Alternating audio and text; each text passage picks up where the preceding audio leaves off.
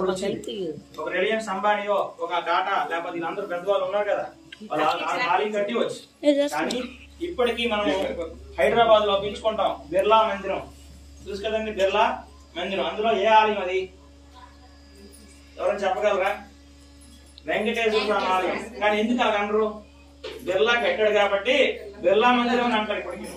కాబట్టి అయోధ్య రామ మందిరం ఏ ఒక్కడి చేతిలోకి వెళ్ళిపోతే ఇంతమంది ప్రాణత్యాగం చేశారు, మాన ప్రాణత్యాగాలు చేశారు, మరి వాళ్ళ విలువ ఏంటి?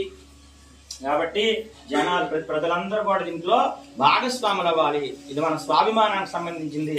కాబట్టి అందరూ కూడా ఇందులో ఇన్వాల్వ్ అవ్వాలని చెప్పి ఆ రోజు అయోధ్య రామ మందిర క్షేత్ర ట్రస్ట్ వారు ప్రతి ఒక్కరిని భాగస్వామ్యం చేశారు. అంటే మన ఇటుక అందులో ఇప్పుడు ఉంది అంతే కదండి, అందరం భాగస్వాములు అయ్యాం. ఈ యొక్క ఆలయంలో మనందరం కూడా ఉన్నాం. ఇప్పుడు జనవరి 22వ తారీఖున ప్రతిష్ఠ కాబోతుంది అంగరంగ వైభవంగా. 22వ తారీఖున భవ్య మందిరం అనేది 77 ఎకరాల్లో 7 ఎకరాల్లో కేవలం ఆలయం, మిగతా భూమిలో మన సౌకర్యాలు మన వీళ్ళకే మన సౌకర్యాలు. అలాగే నలంద విశ్వవిద్యాలయం, నక్షత్ర విశ్వవిద్యాలయం పూర్వం ఉండేవి. అంటే బ్రిటిష్ వాళ్ళు వెళ్తూ మన చరిత్రను పోల్చడానికి ఈ 2 విశ్వవిద్యాలయాలను పూర్తి వెళ్ళిపోయారు. ఎందుకంటే మన చరిత్ర అంతా ఆ 2 విశ్వవిద్యాలయాలు ఉండేది. కాబట్టి ఆ 2 విశ్వవిద్యాలయాలు కూడా నిర్మిస్తున్నారు. మళ్ళీ దీనికోసం సూర్యవంశీయులు, ఎందుకు రాముడు సూర్యవంశీయుడు కదండి, సూర్యవంశీయులు అందరూ కూడా 550 నుంచి కూడా తలపాక చెప్పులు కూడా వేసుకోలేదు. ఆలయం నా రాముడికి ఆలయం లేదు, ఆలయం నిర్మించిన దాకా మేము చెప్పులు, కాళ్ళకి చెప్పులు, తలపాక వేసుకోము అని చెప్పి అప్పటి నుంచి ప్రతిజ్ఞ చేశారు. ఈ జనవరి 22వ తారీఖు నుంచి వాళ్ళు కూడా చెప్పులు, తలపాక వేసుకుంటున్నారు. ఇంతమంది ప్రాణ త్యాగం చేస్తే ఈ రోజు మన కళ్ళతో మన అదృష్టం మనం చూడబోతున్నాం రామ మందిరాన్ని. కాబట్టి ఆ రామ మందిరం జనవరి 22 ప్రతిష్ట. అయితే ఈ అక్షతలు ఏంటండి? చాలా మంది డౌట్ వస్తుంది కదా, అక్షతలు ఏంటండి? ఉత్తరాది సైడ్ అంటే కాశీ, అయోధ్య ఈ సైడ్ ఏంటంటే అక్కడ ఏ శుభకార్యం జరిగినా వాళ్ళ ఇంట్లో ముందుగా పూజా కార్యక్రమం నిర్వహించుకొని ఆ అక్షతలు మన శుభదాక ఎలాగైతే ఇస్తామో ఆ శుభదాకతో పాటు అక్షతలు ఇస్తారు. వాళ్ళ ఆనవాయితీ ప్రకారమే అక్కడ ప్రతిష్ఠ జరుగుతుంది కదా. మరి ప్రతిష్ఠ జరిగితే బాలరాముడు ఇంతవరకు ఎక్కడున్నాడు? ఆయన గుడిలో ఉన్నాడు. ఇప్పుడు మొట్టమొదటిసారిగా తన గృహంలో అడుగు పెట్టబోతున్నాడు 22వ తారీఖు. ఆ యొక్క బాలరాముడి దగ్గర పూజ చేసిన అక్షతలు అనేది ప్రతి ఇంటికి వెళ్ళాలి. దేశమంతటా కూడా ఆహ్వానం కింద వెళ్ళాలి. ఆహ్వానం వచ్చినట్టు మనకి స్వామివారికి ఫోటో, ఆలయం ఫోటో, కరపత్రం ఏంటంటే ఆలయం విశేషాలు, దాంట్లో మనకు ఆహ్వానం ఉంటుంది. అయితే మనందరం కూడా ఈ అక్షతలు బాలరాముడి పూజ చేసిన అక్షతలు మనకిస్తున్నారు. మనం ఏం చేసుకోవాలి? అది 2వ డౌట్ ఉంటుంది ఆడవాళ్ళకి ఇప్పుడు. కాబట్టి ఏం చేసుకోవాలి? అది మన శుభకార్యాల్లో వాడుకోవాలి. అవన్నీ ఇస్తారు మనకి అంతే కదండి, అంతకంచి రావు.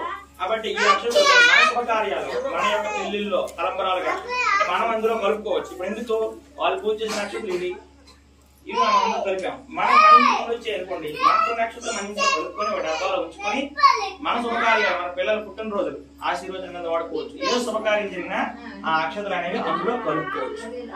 ఇలా మనం ఉపయోగించుకోవాలి ఈ అక్షతలు. అక్షతలు ఎందుకంటే తెలిసింది కదండి, ఉత్తరాది సైడ్ ఆనవాయితీ. ఏ పూజ, ఏ శుభకార్యం జరిగినా వాళ్ళు పూజ చేసిన అక్షతలు ఇవ్వడం అలవాటు. శుభ్రాకే ఇస్తారు, అక్షతలు కూడా ఇస్తారు. అమ్మ నా పెళ్లికి రండి ఆహ్వానిస్తారు, అది వస్తుంది ఆనవాయితీ.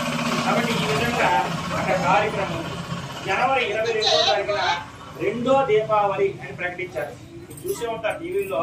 ఇప్పుడు అందరూ కూడా రోజు కూడా టీవీల్లో ఇస్తున్నారు యాడ్లు, మనకి టీవీలో న్యూస్ కూడా వస్తుంది. మహారాష్ట్ర ఏకంగా ప్రకటించింది జనవరి 22వ తారీఖున ఈ దీపావళి చేసుకోండి. ఎందుకంటే నరకాసుడు చనిపోతే మనకు దీపావళి వచ్చింది కదా.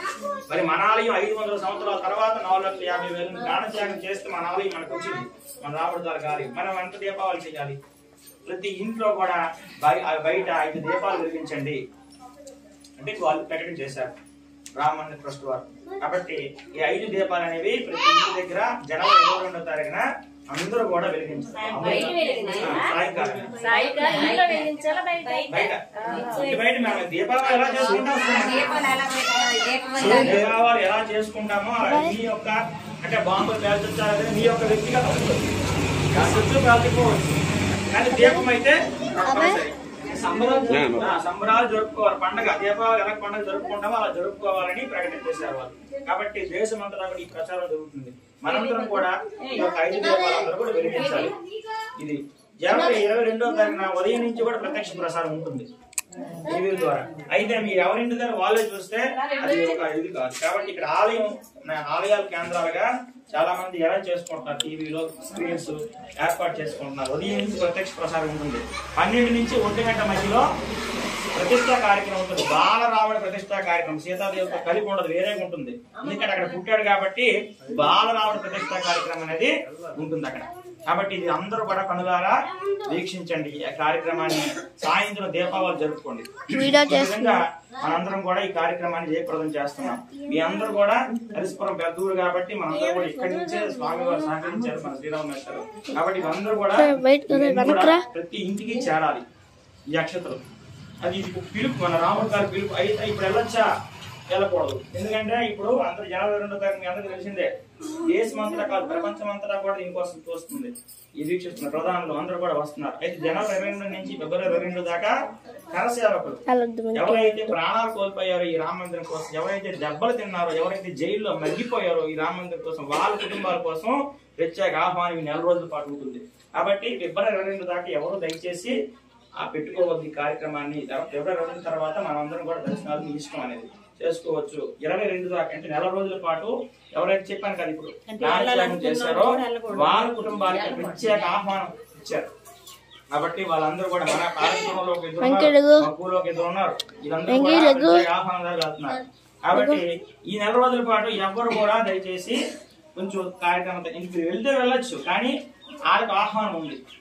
22వ తారీఖు వరకు, ఫిబ్రవరి 2వ తారీఖు వరకు వాళ్ళకి ప్రత్యేక ఆహ్వానం ఉంది. కాబట్టి కొంచెం 4 రోజులు జనాలు ఆగండి అని చెప్పి మనకి పిలుపు చెప్పారు. కాబట్టి మీ అందరూ కూడా ఈ విషయం చేరవేయడానికి మేము అందరం కూడా వచ్చాం. ఈ కార్యక్రమాన్ని మీ అందరూ కూడా